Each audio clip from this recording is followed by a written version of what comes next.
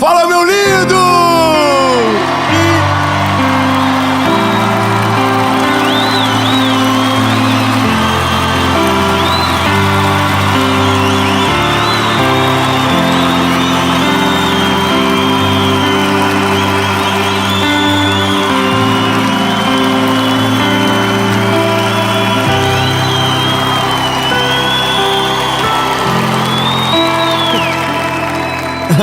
E 26 segundos.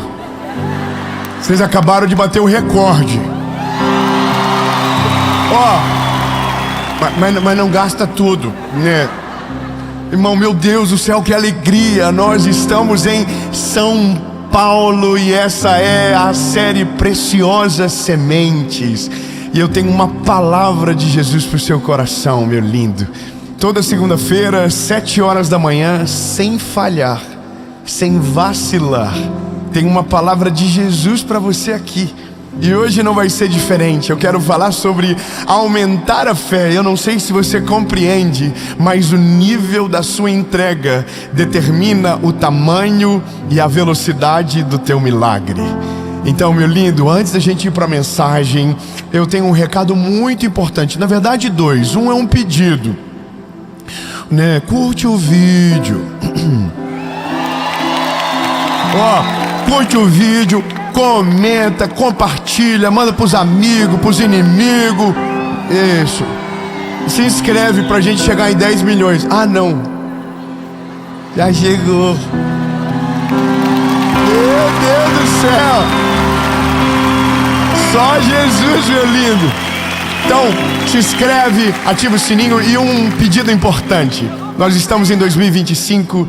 E talvez você nos acompanhe há muitos anos e já foi muito abençoado por tudo aquilo que você viveu. E você entende que tudo aquilo que Deus está fazendo no nosso tempo nos torna um solo fértil através da nossa associação evangelística, que hoje está cuidando de milhares de pessoas. Então eu aproveito o começo dessa mensagem para dizer que você pode fazer parte dessa história. Nós precisamos de voluntários, nós precisamos de homens e mulheres de Deus que se levantem, porque esse ano será o ano da maior colheita da nossa história e você pode fazer parte semeando, servindo, e as informações que você precisa vão aparecer aqui embaixo. E após isso, vamos para a nossa prioridade, vamos para a mensagem.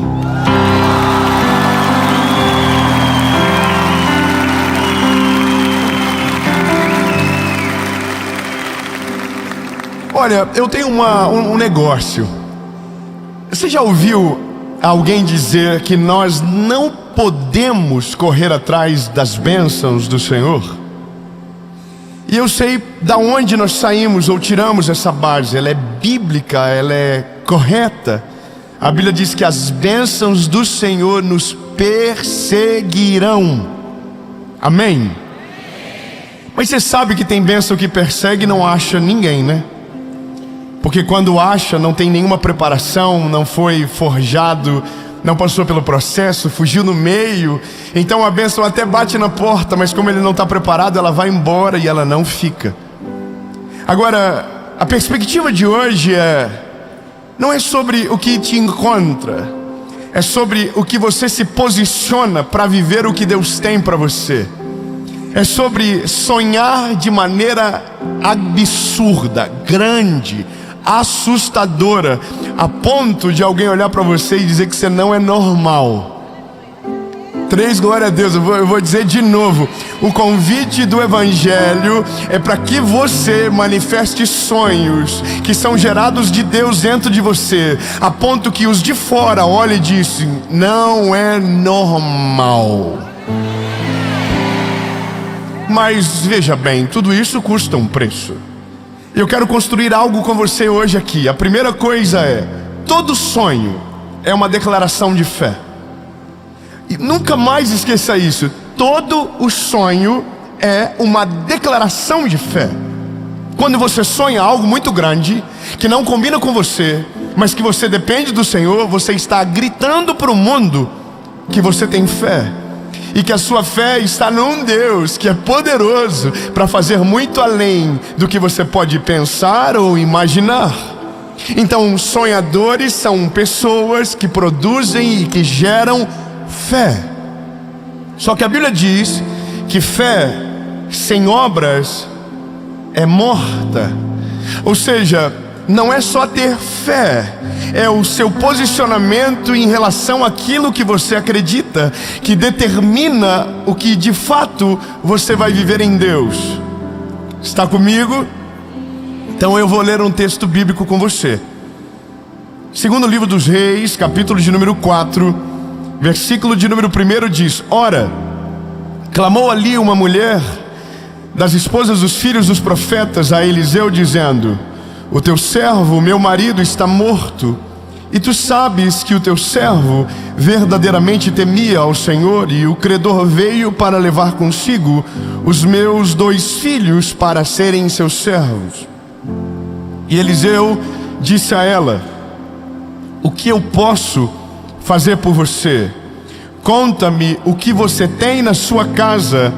E ela disse: A sua criada não tem nada em casa, além de vasos vazios e uma botija de azeite. Então ele disse: Vai, pede a ti vasos emprestados de todos os teus vizinhos, vasos vazios, não peça poucos.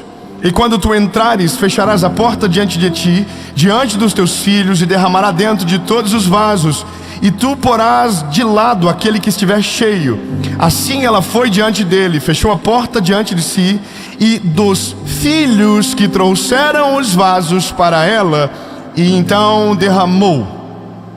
E sucedeu que quando estavam cheios todos os vasos, perguntou ao seu filho: Traz mais um vaso. E ele disse: Não há mais. Então a palavra diz: E o azeite parou. Eu sei que algumas coisas é chover no molhado. Você já ouviu milhares de vezes sobre essa mulher, essa viúva que pede ao profeta para que o ajude, para que os filhos não sejam, servos escravizados por conta da dívida. Ela tem uma conta para pagar. E porque ela tem uma conta, ela depende de um milagre de Deus. E esse milagre, ele vem através de um profeta. Só que eu quero que você observe a condição que o profeta dá para essa mulher. A condição que o profeta apresenta para ela. A Bíblia diz que o profeta fala: Você pegue vasos vazios na vizinhança, traga para dentro da sua casa, fecha a porta, vai ficar dentro de casa só você e os teus filhos. Então você vai deitar azeite dentro dos vasos. O que Deus está falando através do profeta é: a quantidade de vasos que você ter na sua casa vai determinar a quantidade de azeite que você vai ter com você. Ponto importante. Eu sei que todo mundo aqui é extremamente inteligente, mas pensa comigo: se você tem uma palavra sobre você que diz que a quantidade de vasos determinará a quantidade de azeite, a tua preocupação maior será qual? Seja sincero.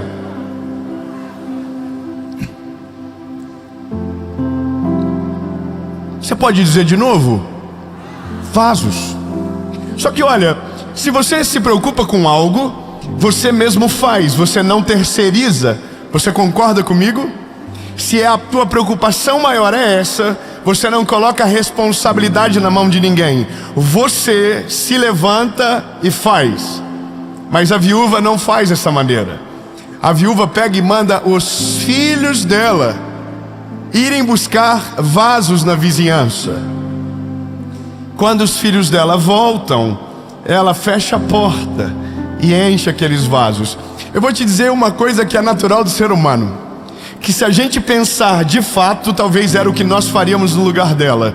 Nós não pediríamos para os filhos irem sozinhos. Nós iríamos dividir em 3 grupos então, ou 3 pessoas ao invés de 2. e nós não voltaríamos para casa até que o último vaso daquele vilarejo tivesse escondido dentro do meu lar.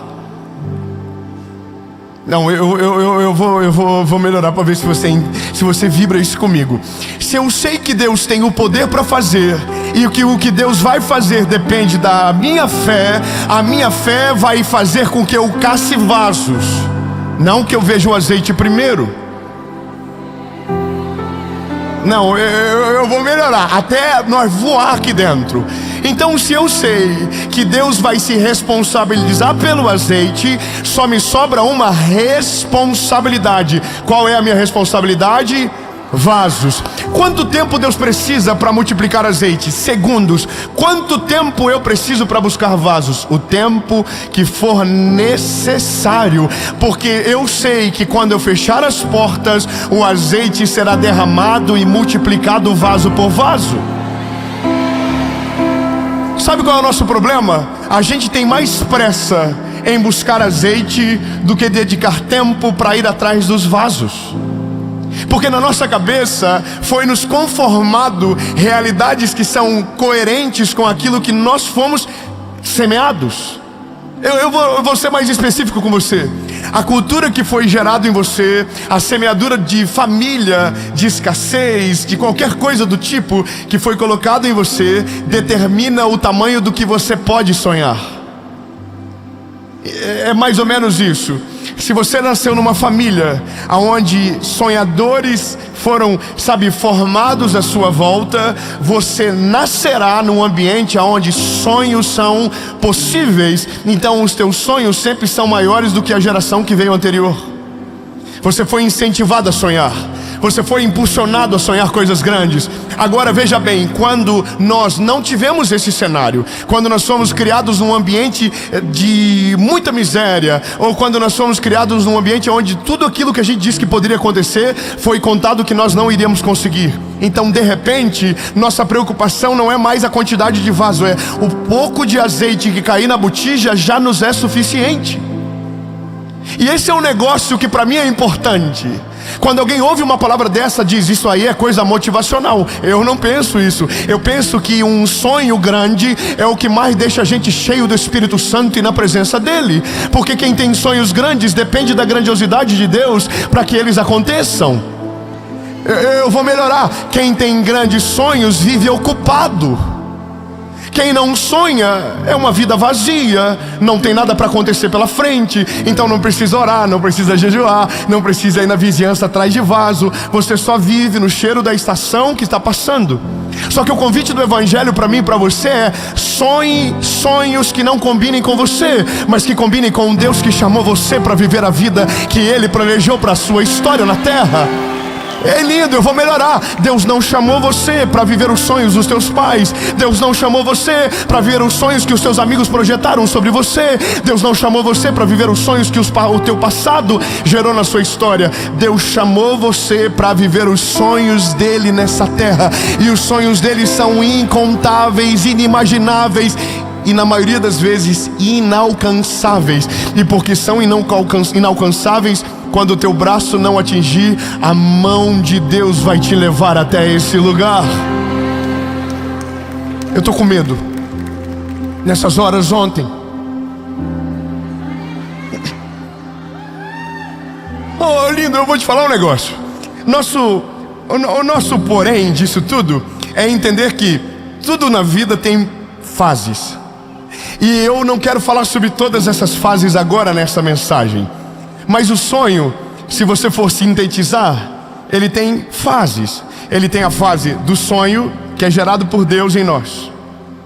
Aí ele tem a fase da decisão, que é quando nós olhamos para o sonho de Deus e dizemos: a gente vai viver. Só que aí vem outra fase, que é a fase da espera, que é quando você sonhou, decidiu, mas não aconteceu absolutamente nada. E aí tem a outra fase, que é a fase do impasse, que é você sonhou, decidiu, esperou, e quando parecia que iria acontecer, deu tudo errado. Mas aí tem a última fase, que se você suporta todas elas, você vive, que é a realização. Mas agora não é sobre o final, é sobre o começo. E a primeira coisa que você precisa compreender logo é que o sonho de Deus nunca cabe em você. Não cabe. Eu vou falar para você, baseado naquilo que eu, pequenininho, já vivi na vida. Eu tenho 34 anos de idade. Eu sei que parece menos. Não era para rir agora, a gente não combinou. Mas eu jamais iria imaginar que um dia eu ia estar em São Paulo com vocês aqui ouvindo uma pregação do Evangelho através de um menino que saiu de Joinville, que nasceu numa família disfuncional, totalmente difícil de acreditar numa realidade positiva, e que agora em 2024, pertinho de 2025, na verdade essa mensagem já está em 2025, amém, feliz ano novo, ela já vai estar passando em 2025, meu Deus,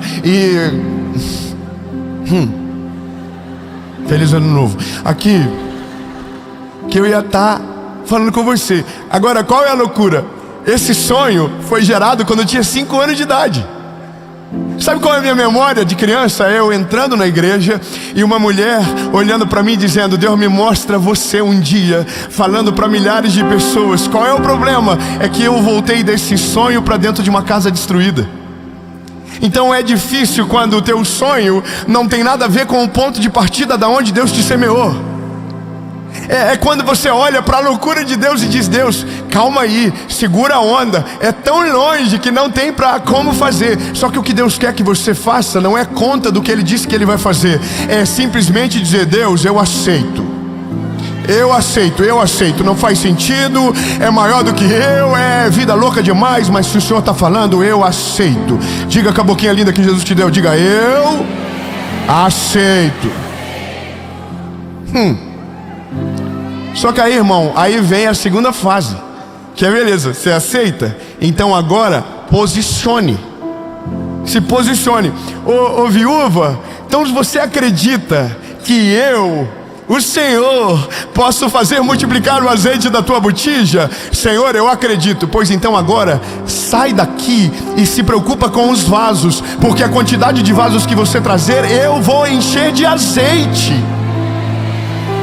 Só que aqui, lindo, é aqui que todos os nossos paradigmas começam a ser quebrados.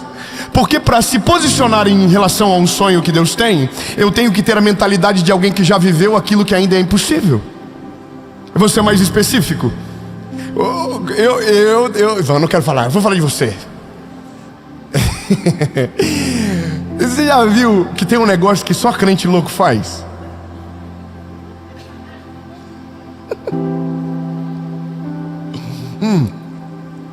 Você já entrou num lugar que para você é tão longe, mas você fez aquele negócio assim: aonde eu colocar a planta dos meus pés, aonde eu tocar a palma das minhas mãos. Já fez isso já ou não?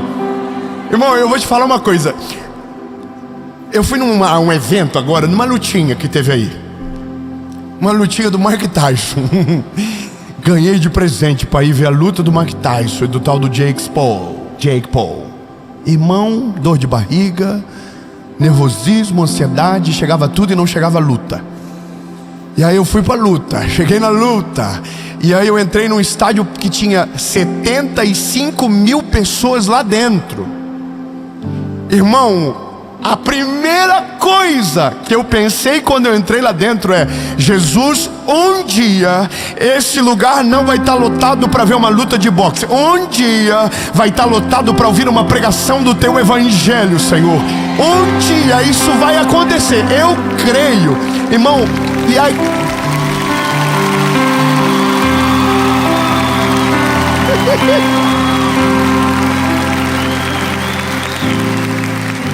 agora entenda, todo sonho é uma declaração de fé.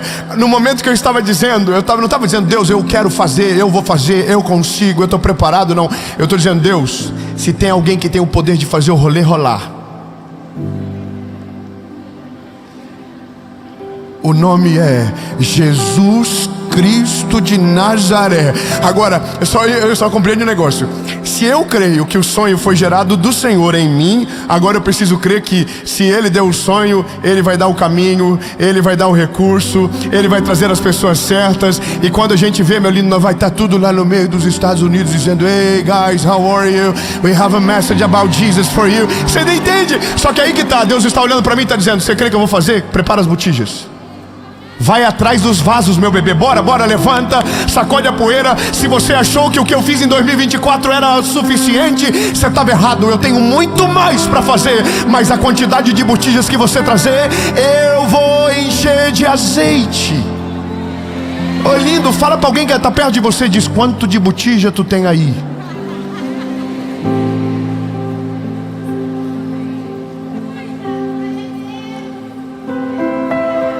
O negócio é, a gente quer viver o que Deus tem, mas a gente não quer fazer o que nós podemos fazer. Porque a gente até diz: ai, nossa, que top, eu sonho que um dia Deus vai me dar uma casa nova. Você nunca saiu do bairro, irmão. Você nunca saiu do ônibus no meio do caminho para ver um bairro que Deus pode levar você para morar um dia. Você nunca fez isso. Ah, irmão, pelo amor de Deus, eu quero que despertar algo em você que torna você meio estranho. Sabe, gente estranha é gente que passa em lugar que ainda não está liberado e diz: posso dar só uma olhadinha? Irmão, é a coisa mais maravilhosa da vida. É viver o sonho antes de ele acontecer. Faz papel de louco, irmão. Entra aqui, ó. Deus, eu declaro no nome de Jesus: Senhor, aqui, estamos aqui, Senhor. Olha só, se o Senhor deu, e eu vou te falar uma parada que você vai ficar feliz. Se prepare para celebrar. Não é agora, é depois que eu vou lá.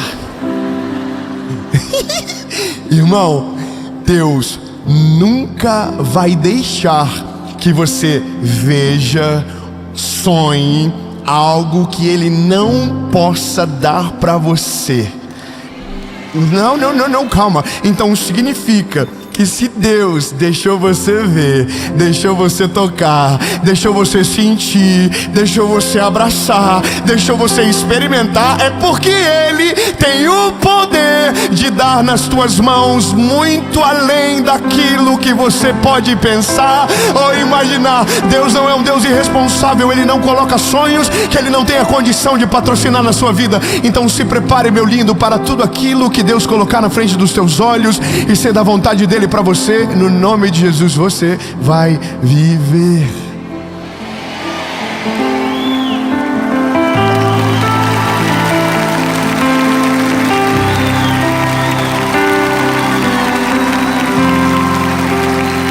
Vou te contar um negócio meu.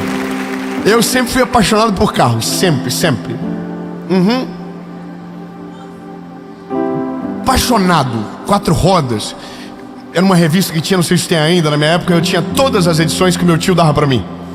Uma vez eu colei nas paredes do meu quarto inteira todos os carros. Eu cortava, rebaixava os carros, fazia a rodinha por dentro da caixa de ar assim, rebaixava. Eu sempre fui apaixonado. Quando eu tinha 19 anos, sabe qual que era o maior sonho de carro que eu tinha? Um Ford Ka.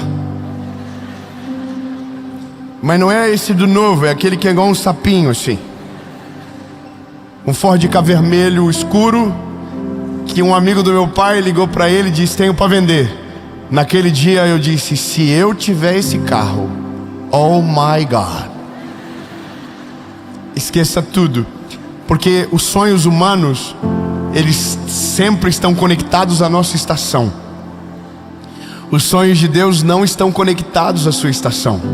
Os sonhos de Deus estão conectados com aquilo que Ele já viu sobre o teu futuro. Meu Deus, 3 aleluia, não sei se você pegou. Então peraí, eu vou melhorar. Então David, você está dizendo que o que eu sonho sozinho é conectado à estação que eu estou vivendo? É. Então significa que o que eu sonho com Deus está conectado ao futuro que Ele já viu? É. Tá, eu vou melhorar. Então David, meu menino, então você está dizendo que se eu sonho sozinho, o meu sonho é pequeno, é fácil demais de resolver, não tem tanto processo para chegar e acontece rapidinho. É isso aí mesmo. Você quer velocidade? Foca no teu sonho. Só que Vai chegar um dia que você vai olhar para trás e o tempo já passou, e você vai dizer: eu deveria ter mirado mais alto, eu deveria ter confiado que Deus era comigo, eu deveria ter ouvido a voz de Deus, eu deveria ter me debruçado na palavra, eu devia ter buscado mais vasos. Então, lindo, o convite para você é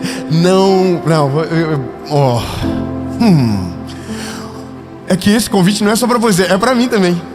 Então eu estou pregando para você e eu estou ouvindo, porque Deus está falando comigo isso já faz 3 meses. Deus está me cobrando já faz isso há 3 meses. Deus está me chamando dizendo: ei, Dave, para de achar que acabou, para de achar que a linha final acaba com a gente. Não, eu não estou nem no começo, eu não estou nem no começo do que eu vou fazer, eu não cheguei nem perto da onde eu vou chegar. Ei, André, nem perto, nem perto. Ei, lindo, Deus quer que você entenda logo. Se você acha que já viveu tudo de bom dessa terra, eu tenho uma palavra de Jesus para você. Você não está nem perto de 1% daquilo que Deus vai fazer na sua vida. Será maior, será melhor, será mais extraordinário e vai desafiar você de um nível absurdo.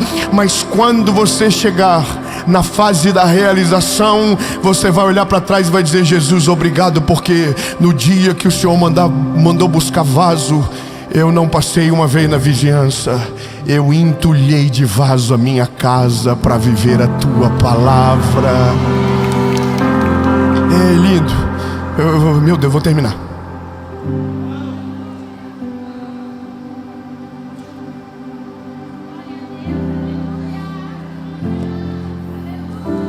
Então agora eu estou na fase com Deus assim: tá bom, Deus, você está deixando eu ver? Avisa o povo do Bradesco lá.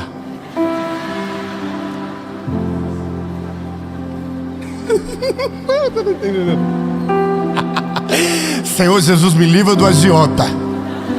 Manda as taxas baixas, Jesus. Dá as oportunidades, mostra o caminho. Sabe o que é maneiro? É que eu imagino Deus olhando pra gente. Porque quando Deus nos mostra um sonho, a primeira coisa que faz é consultar o saldo.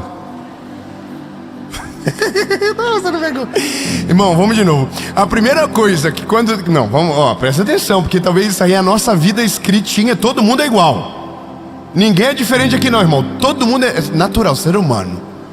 Deus mostra o sonho. A primeira coisa que a gente faz é consulta o saldo, visita o passado e olha para dentro de nós. O saldo, só o sangue de Jesus tem poder. O passado é nebuloso demais, e aqui dentro não há valor o suficiente para o sonho que Deus tem. Aí a gente diz: Deus, não tem dinheiro, não tem histórico na família, não há nada de bom em mim que possa fazer isso acontecer. Aí Deus desce e diz: ei, lindo, se preocupa com o vaso, porque o azeite é eu que vou derramar. Se preocupe com o natural, o extraordinário é eu que vou fazer. Faz a tua parte, se levanta, posiciona, que o milagre é comigo. Sabe qual é a graça do Evangelho? O brilho nos olhos que nos dá é saber que quando Jesus gerou o sonho, Ele já gerou todo o caminho do patrocínio. Não está entendendo? Eu vou melhorar. Deus, tem uma frase boa. Lembre-se, se Deus der o cavalo, Deus vai dar água para o cavalo. Não chegou. Eu vou te falar só uma coisa do ser humano. Um dia, alguém comprou um carro que bebe muito. Aí alguém chegou e disse: nossa, que lindo, pena que bebe demais. Aí esse alguém que comprou o carro disse: não vou dar nomes, se Deus deu o cavalo, não vai ser a água que vai ser o problema. Vou colocar isso de maneira espiritual agora. Deus nunca vai desamparar você com algo que Ele semeou dentro de você. A única coisa que Ele precisa que você faça é aceite que Deus vai fazer algo na sua vida. Aceite, primeiro aceite. Deus, eu creio que o Senhor vai fazer. Segundo, se posicione, faça a tua parte.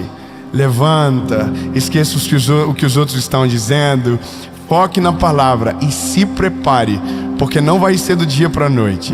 Vai ter tempo de espera, vai ter impasses, mas no dia da realização, a lágrima vai correr no teu rosto.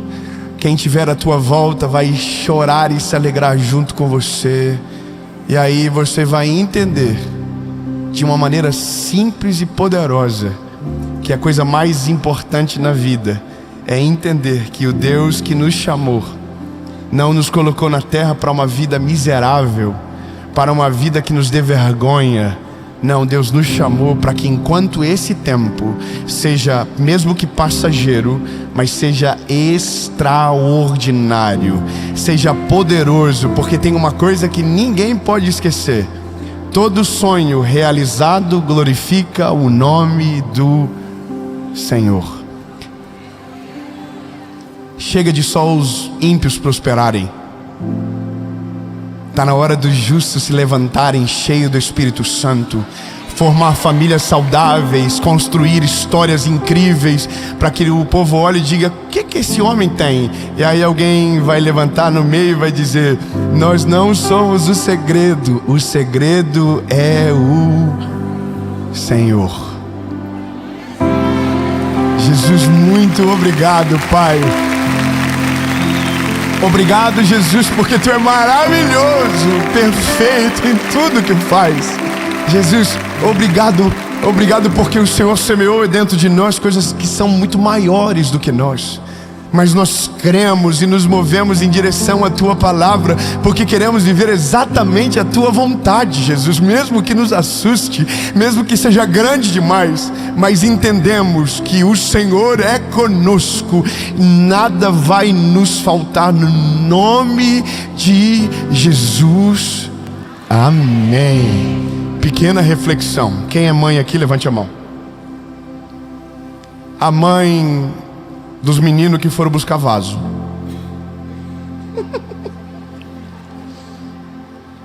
Irmão, eu não sei você, mas eu consigo ver. A mãe dos meninos está enchendo azeite, não está vendo os vasos. Top. Olha os boletos sendo pagos. Top. Aí acabou, de repente ela fala assim: ô menino, dá mais vaso lá, por favor. Aí o menino está assim: acabou. Irmão, eu não consigo ver essa mulher com uma cara boa. Não, eu consigo lembrar da minha mãe, irmão. Ela fulminando com o olho, dizendo: eu te avisei, era para ter trazido mais vaso. E aí vai que os meninos eram adolescentes. Irmão, é que tudo aquilo que você terceiriza, você não pode cobrar de verdade o resultado. Portanto, lindo, não confie o sonho que Deus te deu na vida de quem não sonhou junto com você. Só isso mesmo.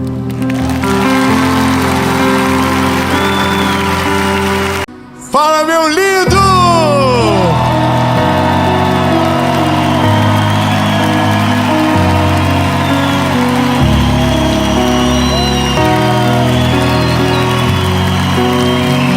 Fala, minha linda! Meu Deus, que coisa linda! Glórias ao nome de Jesus, maravilhoso, dono de tudo, perfeito em tudo que faz. Eu tenho uma palavra de Jesus para você, meu lindo, e essa palavra eu tenho certeza que vai ativar algo muito poderoso dentro de você, e que no nome de Jesus, coisas que estavam pausadas na sua vida, realidades muito distantes, o Senhor vai trazer através de uma atitude de posicionamento seu. A pergunta da mensagem é: no que você confia? aonde está a sua confiança? Mas antes, eu vou te fazer um pedido rápido. Curte o vídeo, comenta, compartilha, ativa o sininho, manda para todo mundo que você puder essa mensagem. E essa mensagem hoje é em homenagem a uma pessoa que o Senhor Jesus recolheu enquanto essa série estava gravada. É em homenagem ao pai do Cleison, para que fique registrado na história a memória do seu pai, meu lindo. Amém? Que você vá longe, que o nome de Jesus seja glorificado através de você, e que o Espírito Santo, que é maravilhoso, conselheiro, conforte o teu coração e te prepare para uma estação extraordinária. Amém? E você? Vamos pro vídeo.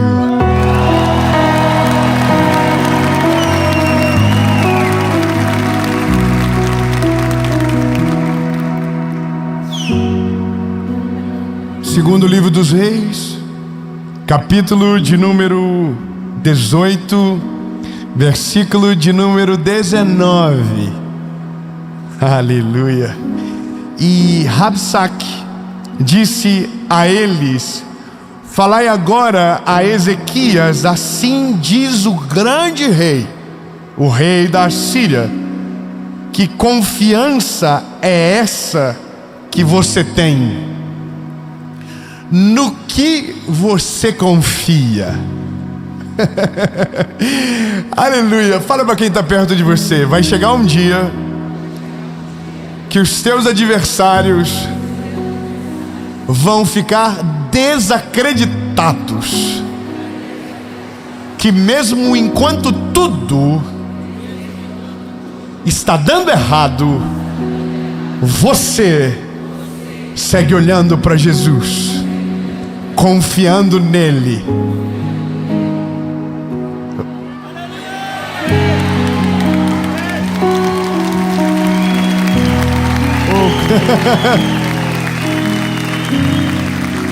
Mesmo quando algo foge do controle, você permanece na presença de Jesus. Ai, ai, ai, tá difícil. Ai, Jesus, me ajuda, irmão. Eu vou te falar uma coisa. Na Bíblia, algumas histórias são muito emocionantes. Não estou dizendo que outras não sejam, mas eu gosto muito daquelas histórias que aparentemente o fim está escrito no começo, mas no fim, o final é totalmente diferente do que foi previsto, porque é uma ruptura de paradigma, é algo que não faz sentido algum, e portanto se torna uma história digna de filme, porque o final não tinha como ser previsto. Eu vou te contar uma história rápida de um homem chamado Ezequias. Ezequias é um dos grandes reis do Velho Testamento que Deus levantou. Quando você lê a história dos reis que passaram no Velho Testamento, você vai ver que existem algumas diferenças, ou talvez uma principal. Existem reis que viraram as costas para o Senhor, e existem reis que não esqueceram de Deus e dos seus mandamentos. Portanto, nos seus reinados as consequências apareceram. Aqueles que viraram as costas para Deus tiveram consequências pesadas, porém aqueles que não viraram as costas para o Senhor, mas honraram o nome dele, tiveram consequências extraordinárias. E quando eu digo consequências, então eu digo colheitas sobrenaturais. 3 aleluias. Eu vou dizer para que você entenda: vale a pena ser fiel. Vale a pena ser fiel. Eu vou falar até alguém dar um glória a Deus bem alto. Vale a pena ser fiel a Ele. Vale a pena. Então agora, compreendendo isso, nós entramos na história de Ezequias. E Ezequias era um homem fiel a Deus. Aleluia. Só que fidelidade não significa que você não terá lutas. Fidelidade não significa que você será inerte aos problemas da vida. Fidelidade não te tornará imune dos dramas da nossa história. Mas fidelidade te dará um final diferente do esperado. Tá bom, 3 améns, eu vou melhorar, eu prometo. A Bíblia vai dizer que Ezequias era um homem fiel ao Senhor. Ele restaurou o templo de adoração ao Deus de Israel. Ele destruiu os ídolos daquele tempo. Portanto, o que ele fez agradou ao Senhor. Só que nesse mesmo período em que esse homem reinava, um inimigo muito grande se levantou. E o nome dele era Senaqueribe, rei da Assíria. Imagine comigo, a Síria era como se fosse o maior poder bélico do nosso tempo agora. E Jerusalém, que era governado por Ezequias, era um lugar pequeno, com uma força bélica limitada. E essa é a história. A Bíblia vai dizer que a Assíria está numa corrida de domínio violenta. E então ele começa a atacar todos os lugares ao entorno de Jerusalém. Judá é sitiada, Laquis é sitiada. Portanto, ainda uma cidade está de pé. Qual é a cidade? A cidade a qual Ezequias reina. Eu vou melhorar. Todas as cidades estão destruídas, mas ainda uma permanece de pé. Todos os reis foram subjugados, porém ainda um resta de pé. Não, eu vou melhorar. Enquanto todos fracassam, enquanto todos se destroem, o fiel permanece de pé. Não, eu vou melhorar. Enquanto todos, para todos está dando errado, para o dado da pesquisa ainda não se tornou um fato. O grande não vence sobre o pequeno, o maior não derrota o menor, o forte não venceu o fraco, porque o fraco tem um segredo que o torna forte. Ah não, lindo, eu preciso que você renove a tua força urgente. O forte não tem poder sobre o fraco, porque o fraco tem o segredo, e o segredo tem o nome, e esse nome o tornou forte.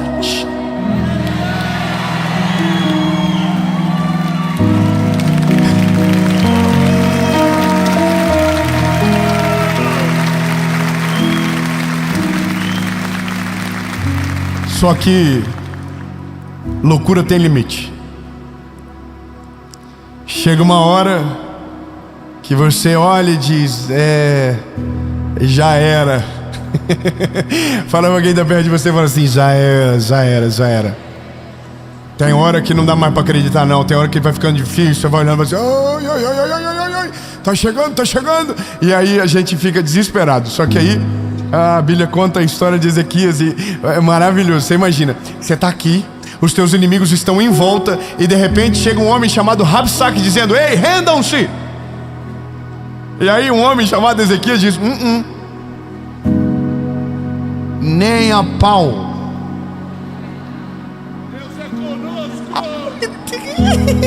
Não, irmão, pelo amor de Deus, tá todo mundo dizendo assim: não vai dar certo, desiste dessa varada, você vai ser destruído pela estatística, não vai rolar pra você. Aí um se levanta e diz: nós não vamos parar, nós não vamos desistir, nós não vamos abandonar o barco, nós não vamos correr da batalha, nós não vamos fugir da guerra, nós não vamos sucumbir, nós vamos permanecer de pé.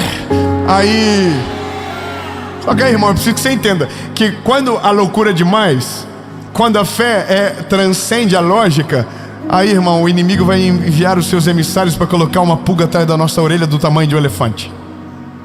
Rabsaque é um enviado de Senaqueribe, e ele não é um enviado para matar Ezequias, ele é um enviado para arruinar a mente de Ezequias. O que a gente precisa entender, que na maioria das vezes, as nossas guerras não começam a ser derrotadas de fora para dentro, mas de dentro para fora. Ao invés de o inimigo atacar o enredo, ele ataca a nossa cabeça. E às vezes nós conseguimos perder uma guerra sem ter a certeza que ela estava derrotada, simplesmente porque a gente desiste antes de ver o fim dela. Bom, Ezequias é um homem fiel a Deus. Grave isso, o que ele é? Fiel a Deus. E ser fiel significa ser fiel quando o dia é bom e quando o dia é ruim. Amá-lo quando o vento é favorável, amá-lo quando o vento é contra. Honrá-lo quando tudo está dando certo, mas honrá-lo quando algumas coisas fogem do nosso controle. Honrá-lo quando a vida, mas honrá-lo no dia do luto. Não é fácil, mas os fiéis prevalecem nos dias de guerra. Esse homem, ele está sucumbindo ao medo de uma derrota humilhante por um exército numeroso. Quando esse homem chega, ele assusta Ezequias. Só que Ezequias é um homem fiel. Vamos até você entender. Esse homem atemoriza o coração de Ezequias. O que ele não sabe é que Ezequias não é igual Jeroboão, perdão. Ele não é igual a Absalão. Ele é um homem fiel a Deus.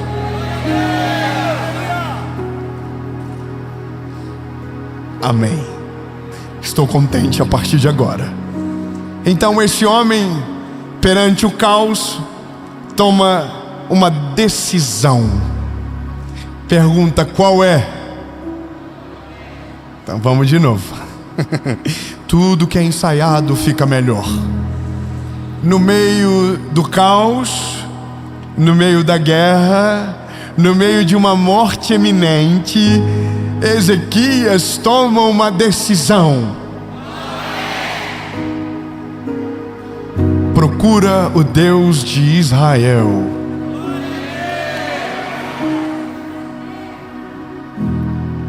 A lógica seria: conta os teus exércitos, cria uma estratégia de guerra, use tudo o que você tem na mão contra os seus inimigos, destrua eles de maneira baixa. Se os teus inimigos são covardes, seja covarde na altura da covardia deles. Se utilize das mesmas estratégias do seu inimigo. Faça pior de maneira surpreendente. Porque é isso que a gente aprende na escola da guerra da vida. Ezequias entendeu que nada humano poderia ser suficiente. Então a Bíblia diz que ele clama ao Deus de Israel.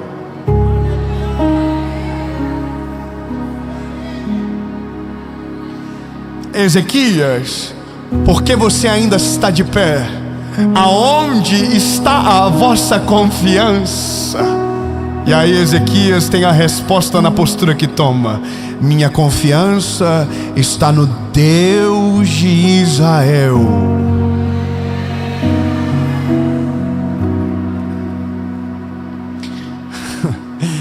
Então a Bíblia vai dizer que Rabsaque volta e traz uma carta, e de novo amedronta Ezequias. Então agora Ezequias pega a carta, e para onde ele vai, para onde ele volta? Para a presença de Deus.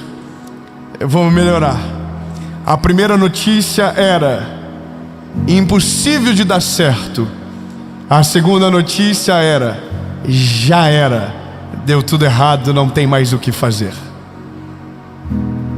O nome disso é beco sem saída.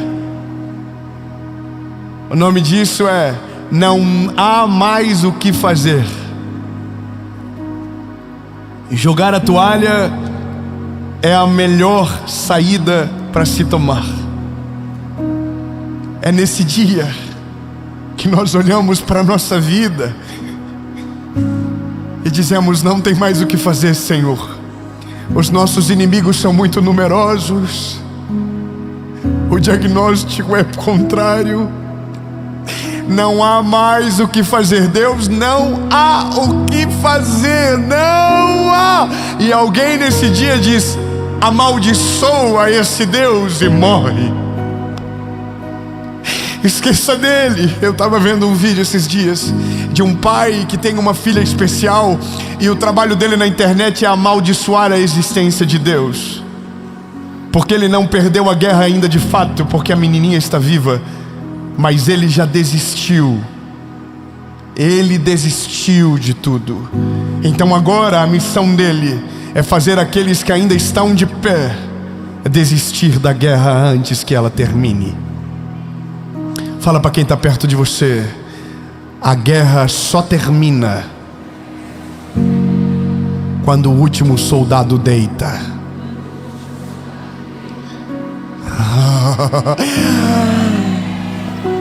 Ai, meu Deus do céu, da minha alma, vai ficar difícil agora, porque então está claro que a guerra é iminente e a derrota vai chegar. Então Ezequias volta para a presença de Deus, apresenta a carta que recebeu e diz a Deus: Deus, já era. Essa é a realidade. Só que a Bíblia diz que ele faz algumas coisas grave. Ele busca o Senhor, ele promove um arrependimento geral, ele se humilha na presença de Deus e na presença de todos. E a Bíblia diz que ele procura um conselho de um homem cheio de Deus. O nome dele é Isaías. Qual é o nome dele? Isaías. Isaías é um profeta. Isaías é um homem cheio de Deus. E ele chama Isaías e diz: Isaías, eu orei, eu falei tudo para ele, eu preciso que ele fale comigo. Então Isaías traz uma resposta de Deus para Israel e para Ezequias. Meu Deus, 4 glória a Deus, você não entendeu, vamos de novo.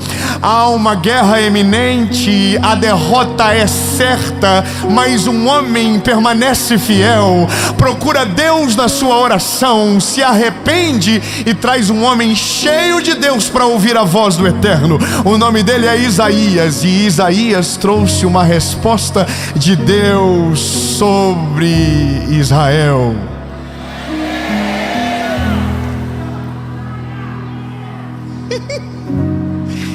E aí Isaías diz: nenhuma flecha do inimigo será lançada contra Jerusalém.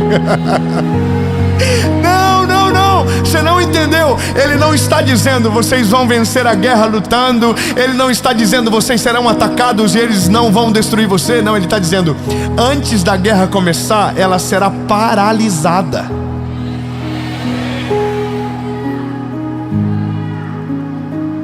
Meu Deus, deve estar todo mundo vivendo dias maravilhosos, ninguém está enfrentando problema agora, porque se você tivesse, eu já estaria correndo, indo embora daqui dizendo: Deus, eu estou buscando a Tua presença, eu vou permanecer fiel. Levanta um homem cheio do Espírito Santo, que não me dê conselhos que me destruam, mas que me leve para essa fé inabalável, que me faça permanecer na Tua presença.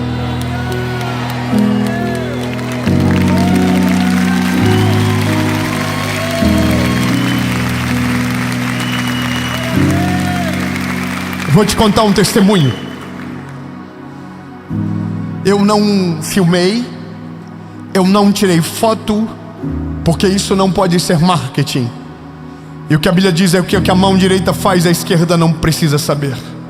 E como eu fiz com o meu recurso e não com o seu, eu não falei nada. Se fosse com o seu, eu prestaria conta, mas como é com o meu, não precisa. Mas para que valha de um testemunho para você, esse ano, no final dele, no final de 2024, porque nós já estamos em 2025, lembrem.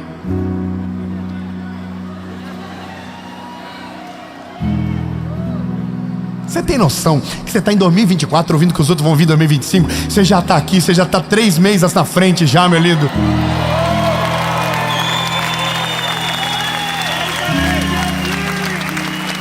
Você está em dezembro e está no final de janeiro já, bebê. Relaxa. Escute aqui. Eu estou entrando no meu apartamento. Escute isso. E aí tem uma carta na porta do apartamento. E essa carta era para qualquer morador que passasse por aquela porta. E adivinha quem passou? Foi eu. Pego a carta, é uma menina que escreve em nome do irmão autista de 4 anos. Esse irmão é um menininho especial que o sonho dele é ter uma bicicleta. E a menininha narra toda a história da família.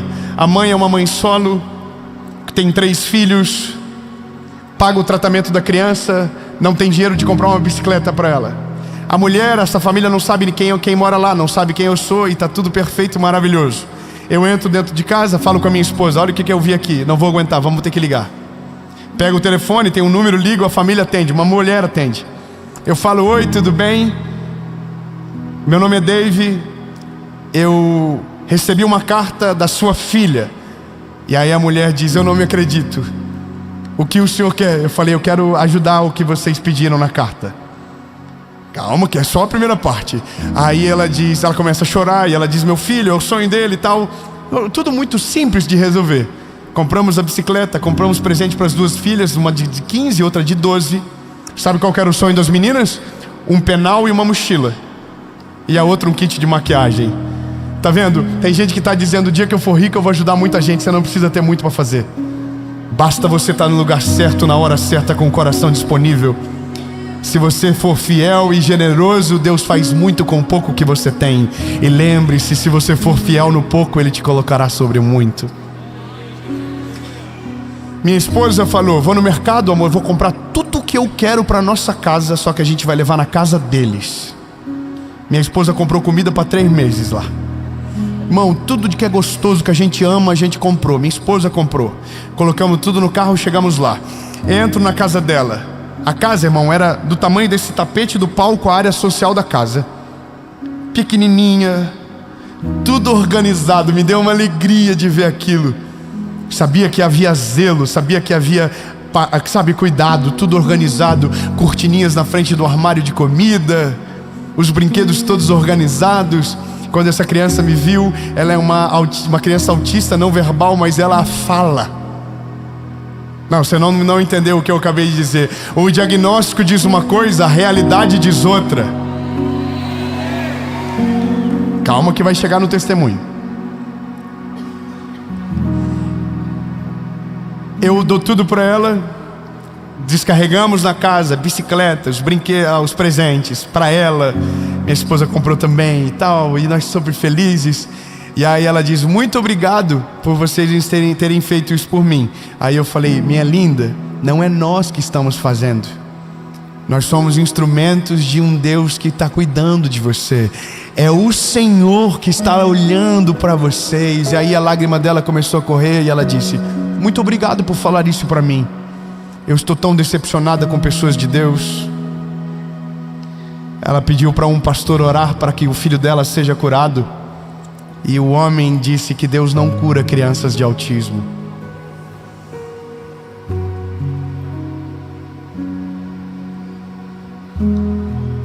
Eu não fui lá para levar comida, não.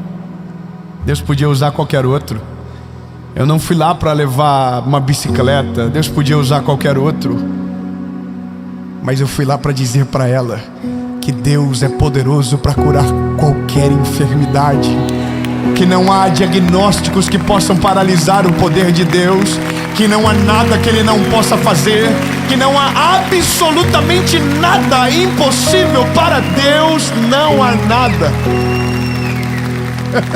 Eu não sei o que você ouviu, eu não sei de que maneira o Evangelho foi apresentado para você, mas o Evangelho que eu creio, o Evangelho que está na palavra diz: porque para Deus nada é impossível. possível. Então, meu lindo, esqueça todas as outras vozes e escute apenas essa: não há nada que Deus não possa fazer, não há milagre que Ele não possa operar, não há diagnóstico que Ele não possa reverter, não há absolutamente nada que tenha o poder de paralisar o poder de Deus sobre a sua vida.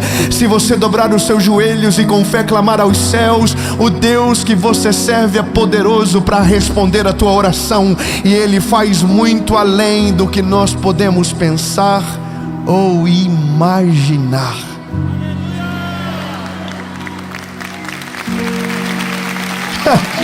Ei, diga para alguém que está perto de você: não importa o diagnóstico, não importa a história, não importa o caos, para Deus nada é impossível. Eu terminei orando por aquele garotinho que estava tão feliz com a bicicleta que não conseguia parar. E ela disse: eu creio que Deus vai fazer um milagre e eu vou poder celebrar esse milagre. Não é mais sobre autismo, é sobre fé. Não é mais sobre uma criança, é sobre um Deus que ouve a oração de um pai e de uma mãe. Então entenda, lindo, eu não estou dizendo para você que Deus está obrigado a fazer tudo aquilo que a gente pede, mas estou te dizendo que não existe nada que Deus não possa fazer. Você compreende o que eu estou te dizendo? Não é sobre uma falácia, é sobre uma fé que te encoraja a não desistir mesmo quando todo mundo diz que é impossível. Chega de pessoas que nos desestimulam a viver um milagre porque preferem a lógica ao invés do sobrenatural de Deus sobre a nossa vida. Isaías se levanta e diz: ei, nenhuma flecha será lançada contra o nosso povo. Sabe o que aconteceu? A noite caiu e um anjo do céu entrou no meio da Assíria. Não, você não pegou. Vamos de novo. Nenhuma flecha foi lançada contra Jerusalém. Ezequias não precisou desembainhar a espada. O exército não precisou se levantar para guerrear, porque nenhuma flecha foi lançada sobre Jerusalém. Calma, que ainda não acabou. E naquela noite o anjo do Senhor desceu no acampamento do exército da Assíria. Pergunta: o que aconteceu? Um anjo destruiu 185 mil soldados.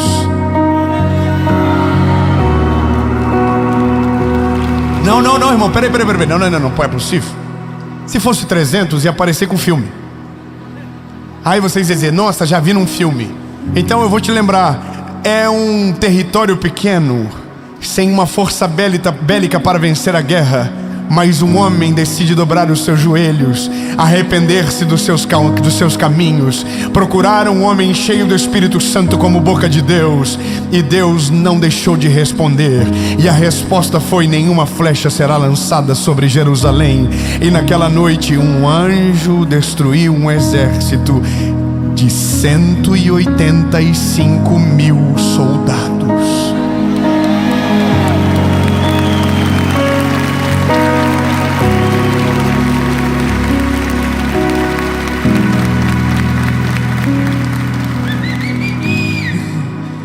É que para quem confia, algumas guerras nem precisarão de espada.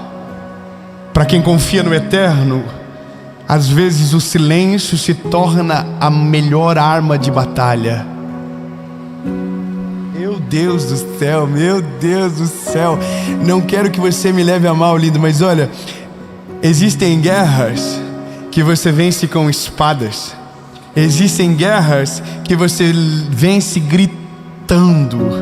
Mas existem guerras que o seu silêncio é a maior resposta daquilo que você crê. E no teu silêncio Deus vai agir. E no teu silêncio, mesmo sendo injustiçado, humilhado, perseguido, Deus vai agir. Mesmo todos zombando, rindo de você, dizendo que não vai dar certo, no teu silêncio Deus se levantará do trono, descerá em teu favor, e nenhuma mão erguida será necessária para que a guerra acabe, mas o Senhor vencerá a guerra, e você será convidado a assistir aquilo que Deus vai fazer na sua vida.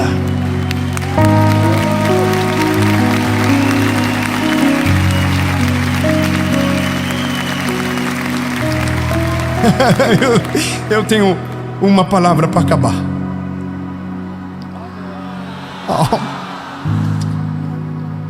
Eu tenho uma palavra para acabar. Essa palavra é para você que confia no Senhor, que crê de todo o coração que Ele tem poder para fazer coisas improváveis, impossíveis, mas que está cansado de esperar. Para você que os teus olhos parecem distantes do milagre, há uma promessa para você. Pergunta: qual é? Isaías, capítulo 40, versículo 31. Para aqueles que esperam no Senhor. Não, eu vou melhorar. Não é possível. Meu irmão, nessas horas era para estar gente pendurado naquelas luzinhas lá do teto agora, voando. Eu acabei de dar uma palavra sobre você, dizendo que para aqueles que confiam existe uma promessa inabalável.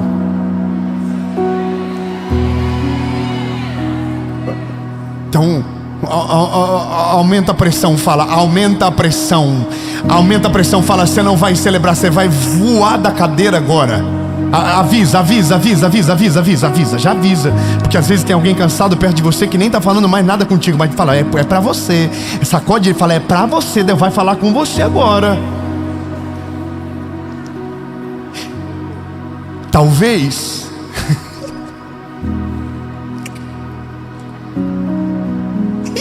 tô animado. É lindo. Talvez você confia no Senhor, talvez você espera nele, mas porque demorou muito para acontecer, você está cansado. Os conselhos errados estão dominando a tua volta, dizendo não vai dar, para de crer, desiste de orar, o milagre não vai chegar, ele não vai fazer. Mas se você crê, se você continua confiando, se você continua crendo, há uma promessa de Deus sobre você. Qual é a promessa? Pergunta qual é a promessa? Isaías capítulo 40, verso 31. Porque aqueles que confiam no Senhor renovarão as suas forças, e eles se elevarão como asas de águias. Eles correrão e não se cansarão, caminharão e não irão desfalecer. Ei, lindo, o Senhor hoje renova a tua força, o Senhor hoje renova a tua fé, o Senhor hoje renova a tua coragem. E mesmo que dizem que não é possível, lembre-se, para Deus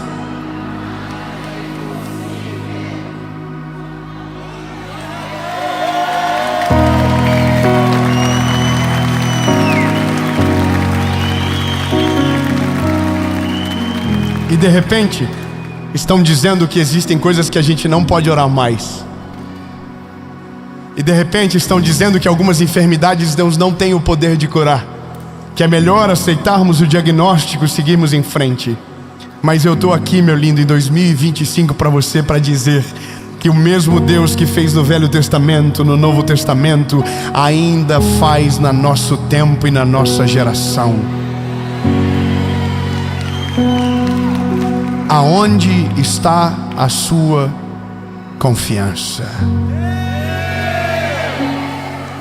Vou perguntar de novo: aonde está a sua confiança? Então por ele se levante.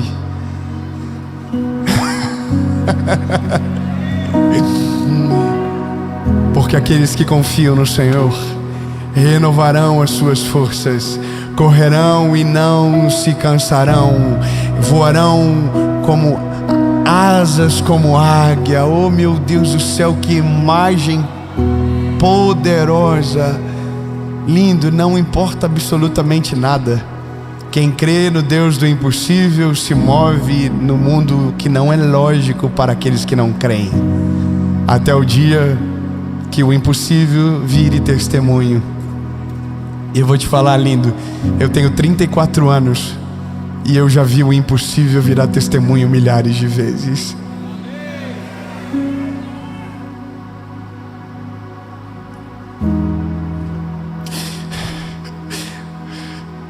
Eu errei, me equivoquei sobre algo. A mãe do garotinho não falou sobre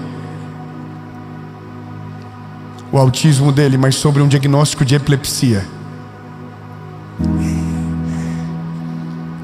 E quando essa mensagem for ao ar, ela vai ter refeito o exame novamente.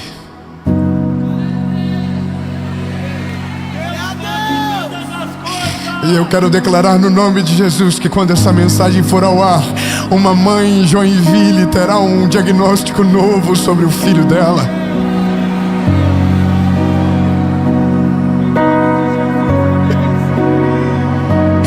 Jesus, nós declaramos agora a saúde completa sobre a vida daquele garoto do Ravi. Jesus, nós oramos agora que nenhum diagnóstico terá o poder para paralisar a história desse menino, Jesus.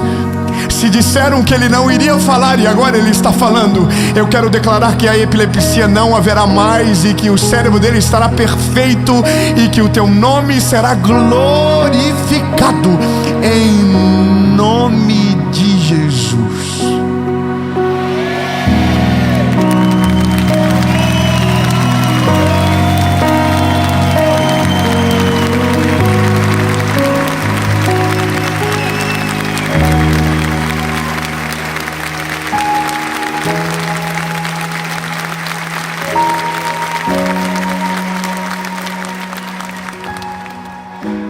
Eu tenho uma pergunta para você. Essa pergunta é para você que está em casa e é para você que está aqui. Nós só confiamos no Deus que entregamos o nosso coração. Meu convite para você é para que nós terminamos esta palavra com uma entrega total sua, de todo o teu coração, de toda a tua vida. Reconhecer que você é o pecador que Ele foi para a cruz para salvar. Reconhecer que você é amado por Ele e que Ele é o seu único, legítimo, suficiente Salvador. Talvez até então a sua fé nunca teve completa, porque você nunca se entregou de fato a Ele. Esse convite é para você. Para você que talvez já viveu coisas lindas com Jesus, mas foi embora, porque cansou de esperar.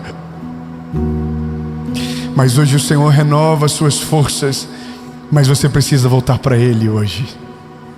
Duas perguntas, uma resposta. Se a sua decisão é sim, você quer entregar a sua vida para Jesus, ou voltar para Ele hoje, no 3 você levante a sua mão. 1, 2 3.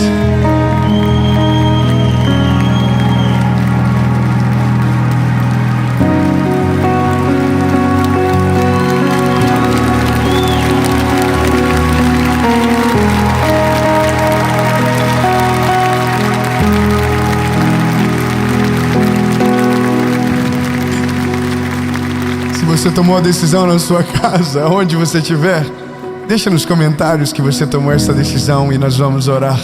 E dessa maneira, nós estamos no novo ano, um novo tempo, uma nova estação, e a nossa confiança está nele.